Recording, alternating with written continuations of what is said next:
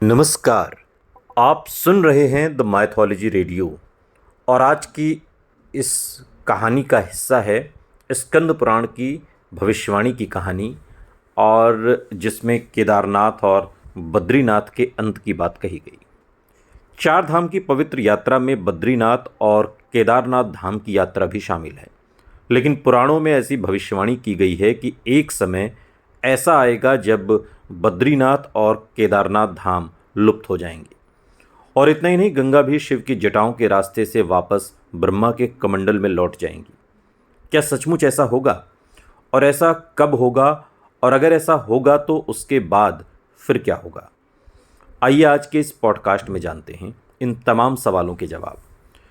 पुराणों में तो केदारनाथ और बद्रीनाथ को लेकर आने वाले समय में बहुत ही हैरान कर देने वाली भविष्यवाणी की गई है, जिसके अनुसार ये दोनों धाम एक समय पर लुप्त हो जाएंगे और सामान्य लोगों का इन तीर्थ तक पहुंचना असंभव सा हो जाएगा।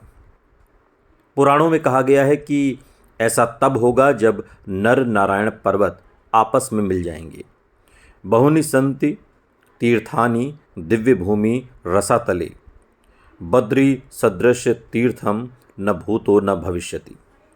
स्कंद पुराण के इस श्लोक के अनुसार बद्रीनाथ जैसा पवित्र तीर्थ और कहीं नहीं है। इसके अनुसार कलयुग के प्रथम चरण में ऐसा समय आएगा जब ये तीर्थ अदृश्य हो जाएगा। हालांकि ऐसा करीब 5,500 वर्ष बाद होगा।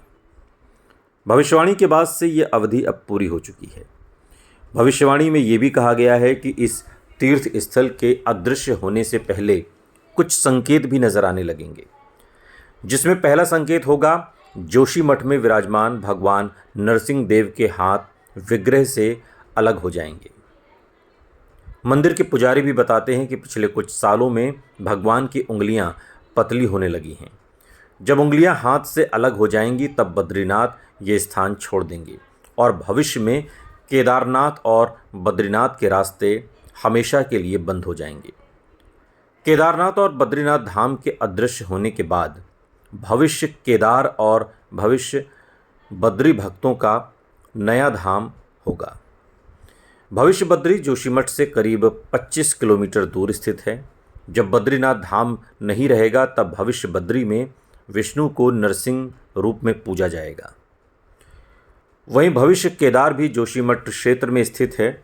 यहाँ एक शिवलिंग और माता पार्वती की प्रतिमा है और आने वाले समय में ये ऐसा स्थान होगा जहां भविष्य में भगवान शिव की पूजा की जाएगी और मान्यता है कि इसी क्षेत्र में आदि शंकराचार्य ने भी तपस्या की थी। सुनते रहिए द माइथोलॉजी रेडियो, सुनता है सारा इंडिया।